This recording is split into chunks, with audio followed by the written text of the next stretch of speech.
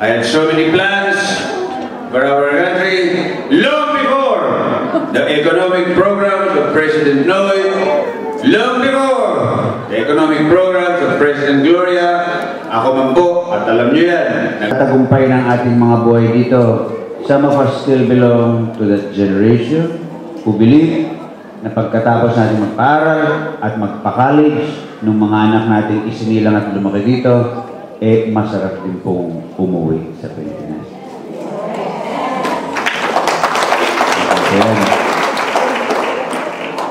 But I'm going to leave not without reminding you na before that time comes, na permanently, eh titira na muli kayo sa Pilipinas, dalas-dalasan nyo naman po ang dalaw sa ating sariling bayan, dalhin nyo rin po ang inyong mga anak. Ang ating pong mga pinalalaking mga bata rito, hindi po mga tunay na Pilipino yan, ang ganda yan nakakakita ng luneta. Hanggang kinakain lang manok kay KFC at hindi Jollibee. Yan mga yan ay hindi Pilipino, hindi sila nakakaupo sa harap ng sunset ng Ross Boulevard at uminom ng malamig na San Miguel Beer. Habang dumadaan sa harap nila ang magagandang mga Pilipina, na habang dumadami yung San Miguel Beer, lalong gumaganda yung mga Pilipina. Ingat kayo, hindi lahat yung Pilipina. Iba yung Pilipino.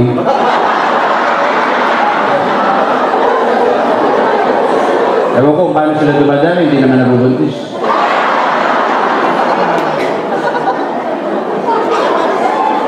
But until that time comes, ang ating mga pinag-iipon ng property, paupahan natin, gawin natin investment. Mga kaibigan, hindi po namin nakakalimutan ang kabayanihan ginagawa niyo dito at ang inyong paghihirap.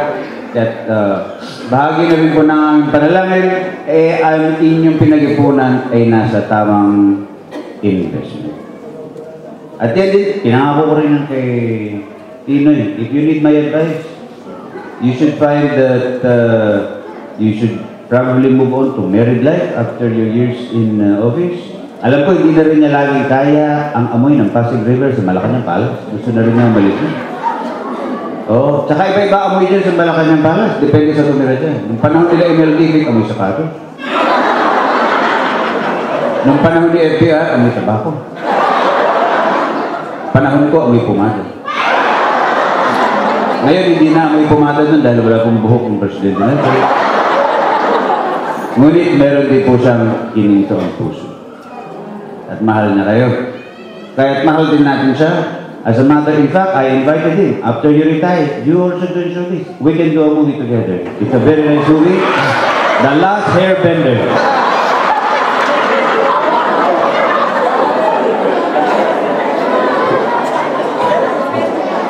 At sa muli po natin pagkikita, mga kaibigan, I would like to wish you happy bonding, happy investing, at sana po patuloy tayo magtulungan dito. And remember, lagi kayong welcome po na magbakasyon muli sa Pilipinas, lalo po ngayong Pasko. Alam po namin, marami sa inyo, pag umuwi ng Pilipinas, pagbalik dito, laman ng kanilang mga kahon, parol. Alam ko po yan, ako. Yung parol, napaka-importante po yan sa akin. In fact, I waited so long for my parol.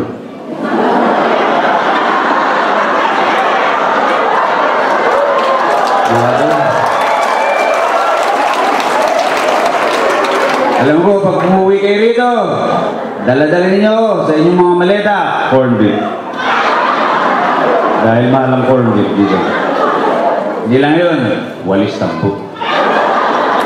At ang mga kung ano nung pinagbibili sa Green Hills. Alam nyo, tuyo, ano pa dinadala nyo rito? Mamasita. Kare-kare mix. At mga Louis Vuitton at Gucci galing Green Hills. Don't lie to me. Bumibili kayo ng mga Gucci, 500 lang sa Green Hills. Pero mag-ingat tayo, titigan yung mabuti, 3 ang letter C.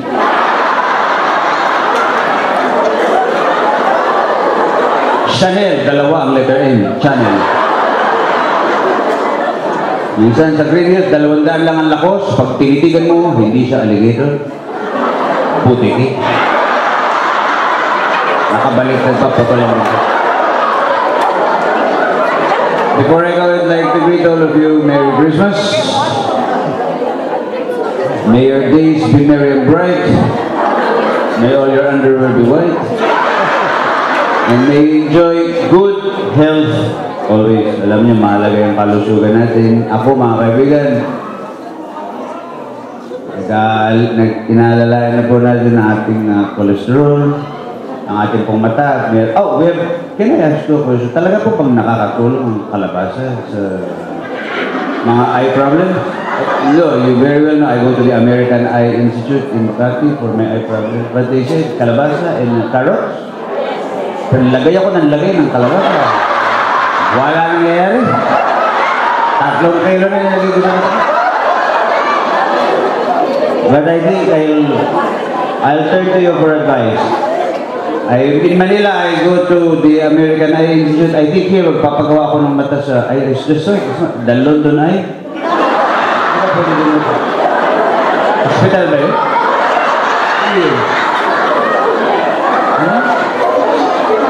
Tubigo?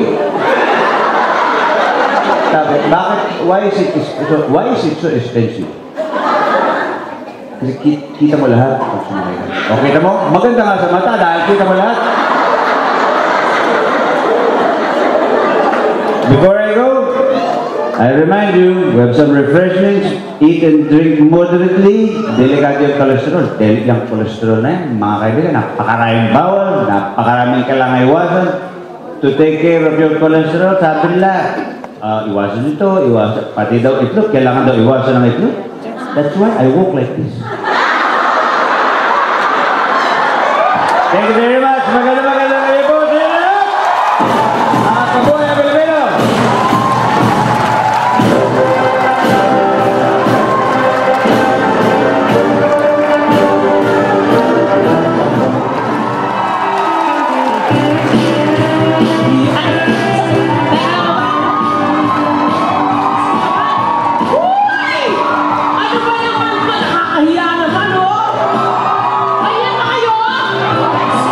Sensya ng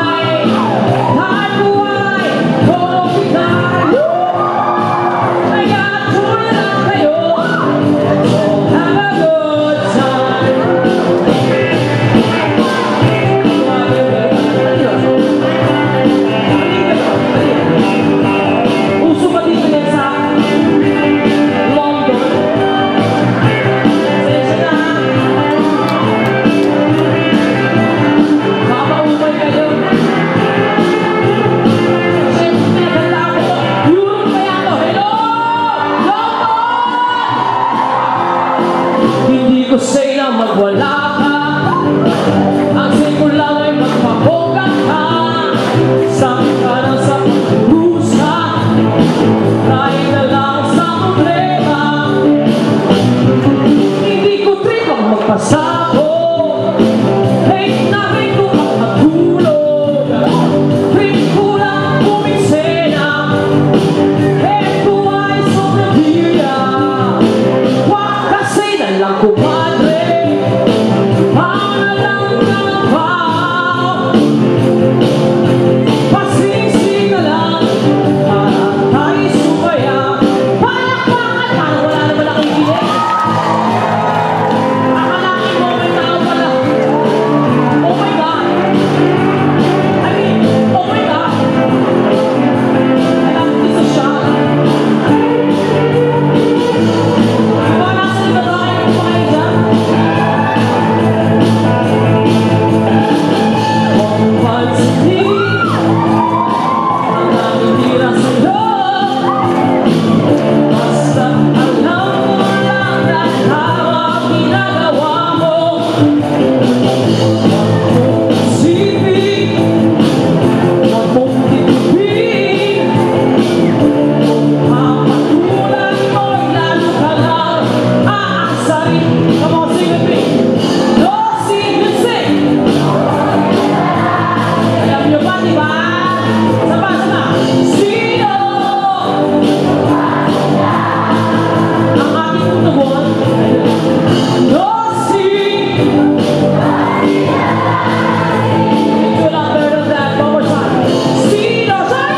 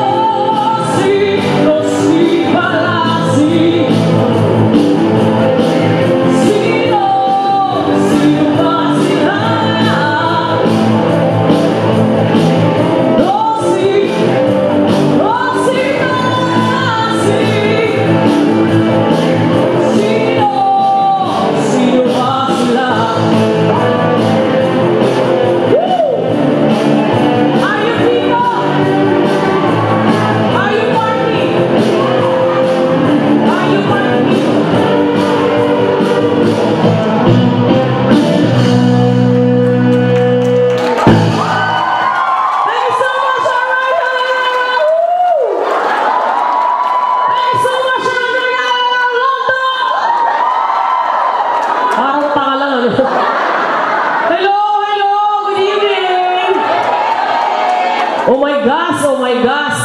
Oh, I have to English? I cannot English because it's out of stock. I'm so sorry for those who don't understand Tagalog. I don't care. If you see them laughing, just laugh along so you will not look stupid, okay? Just kidding. I cannot English myself. Because, you know, yeah. But speaking of English, before anything else, I want to tell you that this is my first time in London. Wow! Leveling na ko, te! Dati sa Sorsogon lang, ngayon London. Woo! I've been around, galing wala po ng Australia, America, Canada, pero Diyos ko, nakakaiba pa talaga ang feel ng Europe, no? Kakaiba. Parang ang yaman-yaman ko. Hindi pa nga ako hulugan nga yung suit. Speaking of English, do we have, before I guess, I would like to hear a clap of hands. If you don't understand English. Tagalog. If you don't understand Tagalog, clap your hands. Of course, our foreign objects. I mean, we are the foreigners here. So the locals here. Do we have a lot of Englishmen here? Yeah, sure. Yeah, and For everything else, my first time in London, and I have to say, I love your accent. Bad accent. It's really hot here. Where did you park the car? Did you park individually? And there's a big difference between American English and of course, yeah, in America, you say, or in the Philippines, elevator. Here, lift. Right, kanan.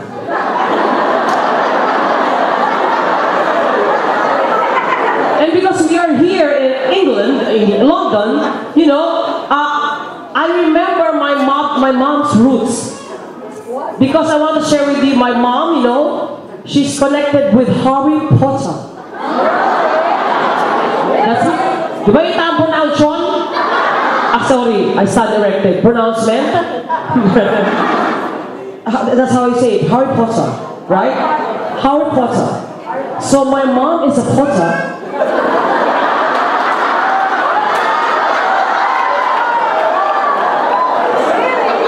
Okay.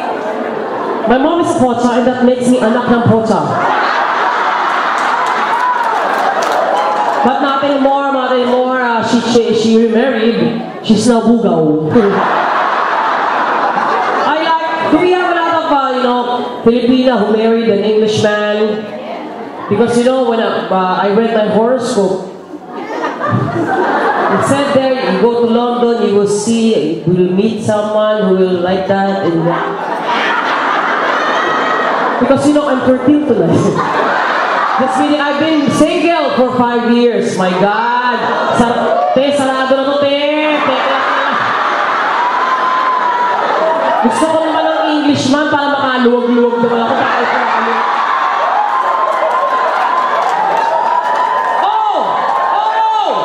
Hi! I'm sorry, I have to watch my language because there's a lot of kids. I'm sure yung mga bata ngayon, hindi ba mag-Tagalog, Hindi? Okay naman.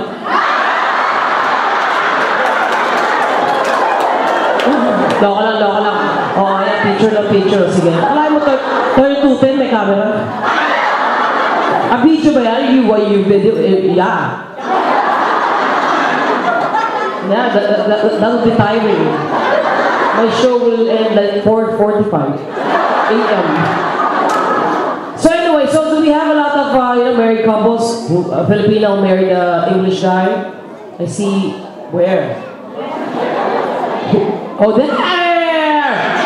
How long have you married, sir, mom? How long have you married?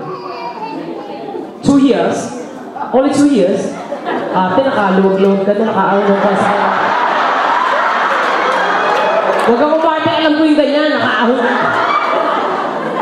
Yung kalabaw na nakasanla, natubos na.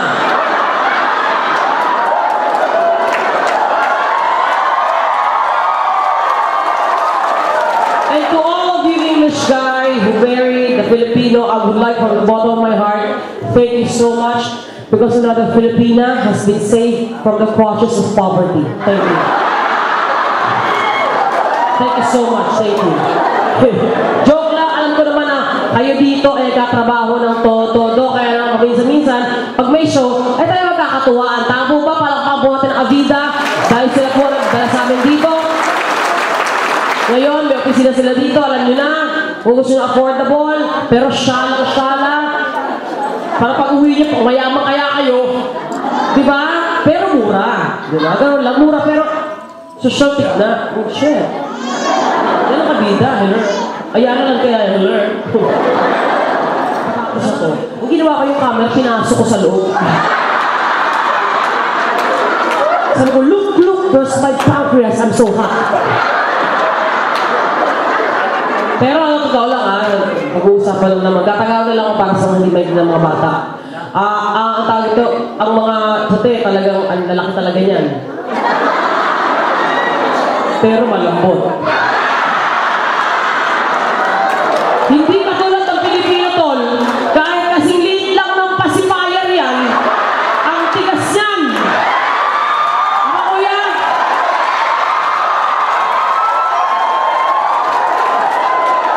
Buko kuya. Biyakin mo, magkudkud ka pa. Minsan, dumbi yung ilaw, tinuntungan ko, nagpalit ako ng dumbiya. Ganun ang Pilipino. Okay na naman yan pag umayasa kang Pilipino na hindi naman kalakihan. Abay, may silbi yan sa insomnia. O, papatulog. Hengo.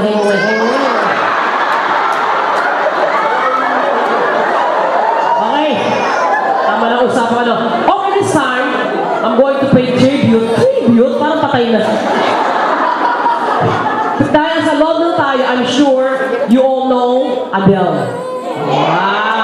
Because she's very famous now all over the universe. The world, 14 weeks, #1 hit, diba? Ito, you're rolling the deep. I'm gonna sing you a song called Someone Like You. And I would like to dedicate this song to myself. To all of course, especially to all our locals. To all the local men, or do we have women also? Who grew up here, that's not sa Tagalog. I really love the song because, it's from the heart. Anyway, kunya ganito let's do this like, how do you say this? Like a concert. I will hide first. It's like a surprise guest, okay? Like on the television. And then when you see me, you clap your hands above your head. Like a studio audience, okay? And I want you to scream. I mean, like, like you just saw Michael Jackson alive again, huh? Okay, spotlight and you kill the lights. Yan! Pati aircon, patayin mo na, tol. Yan na. Siyempre, music muna. Music first, and then spotlight, and then you go crazy. Okay? God damn it. Okay. Okay. Music. Spotlight.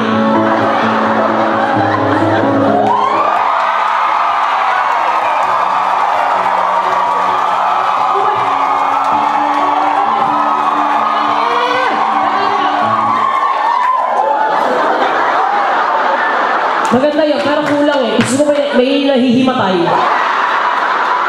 Michael Jackson nga, di ba? Di parang kayo sinasabuhay ng asido, gano'n. Loko lang isa lang. Music yan. Music. Spotlight.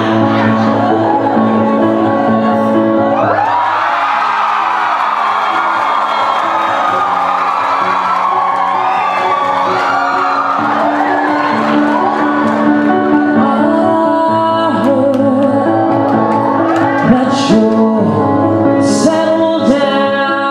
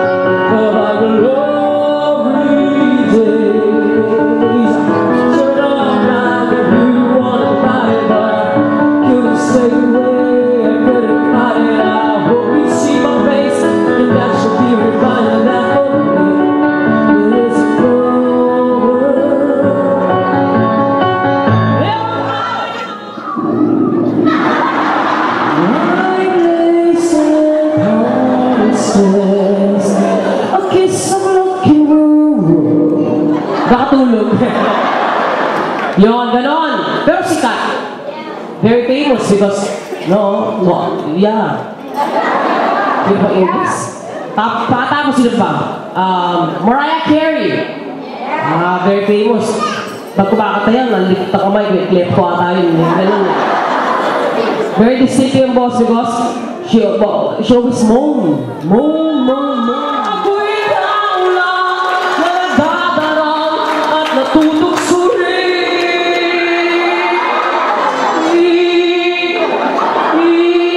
Wala nang baterya yung vibration. Ganun para magkabaterya. Sino pa? Tama, Lani Naknam po siya. Lani ni Salud siya. Sa lahat ng singers sa Philippines, siya ang pinakapaborito ko kasi ang galing ng dynamics, yung dynamics. Kaya niyang paglaruan yung boses, panipisin, pakapalin, palakihin, palitin, parang nakaluk ng mixer. Lani ni Salud siya. Bukas na lang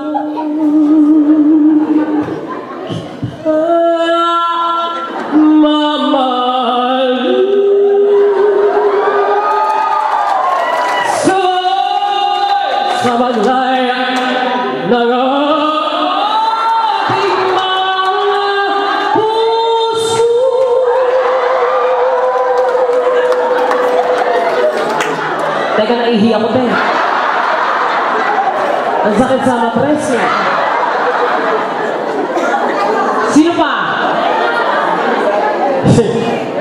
Nakalimutan nyo si the phenomenal diva, Jessa Zaragoza.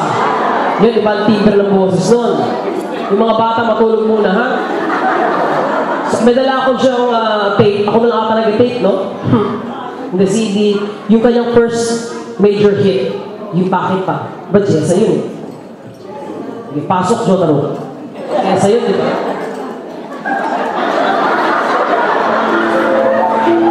Meron ba kayo diyang pangkalang? Yung parang nakapark. Tapos, syempre may choreo si Jessa, di ba? Choreo.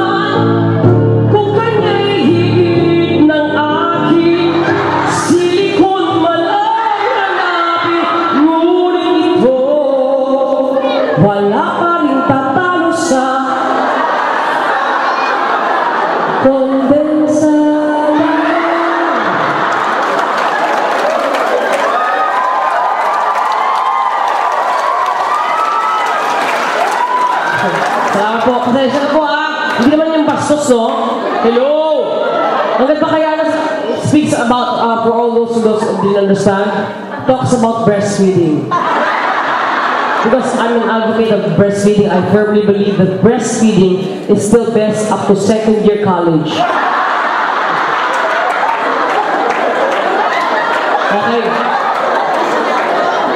Okay.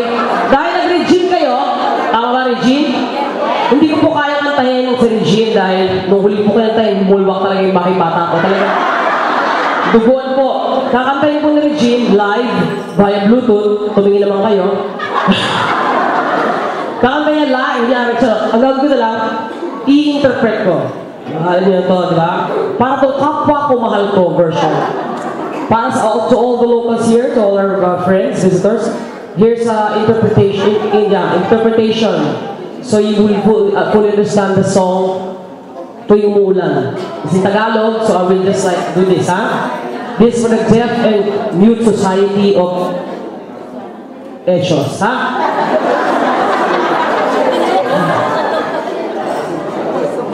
Okay, dahil dyan, pasok.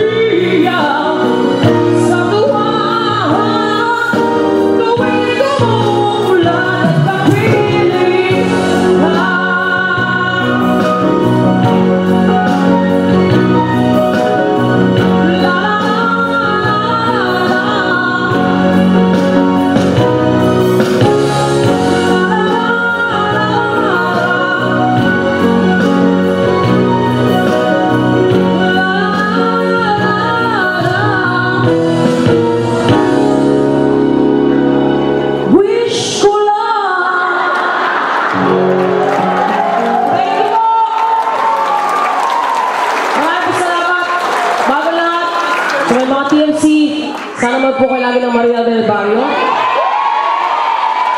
Oh, Carlota is back, wapak. Kaya naman lagi kasi ako wala, lagi ako nasa abroad. Hindi, bumalik na po siya, okay lang. Kaya po yung bida, kaya lang, thank you so much. Sana po, at sana kayo naman, na-experience niyo mabuti, diba? Investment po ito na napaka-simple lang naman at na ito po yung napakaganda investment. Ano po? Wala na, yun lang. Maria del Barrio, everyday. Yan ha? Okay na kaya?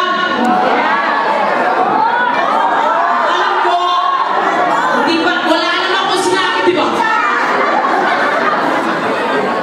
O, kano ba gusto nyo? Ang last na ko, disco na lang, para masaya. Sasayaw ba kayo? Sige. Do you want to dance? Joke lang sana if you want, feel like, you know, dancing. Tayo, ha? Galaw-galaw sa taglamig, ha? Galaw-galaw, tayo sa taglamig, ha?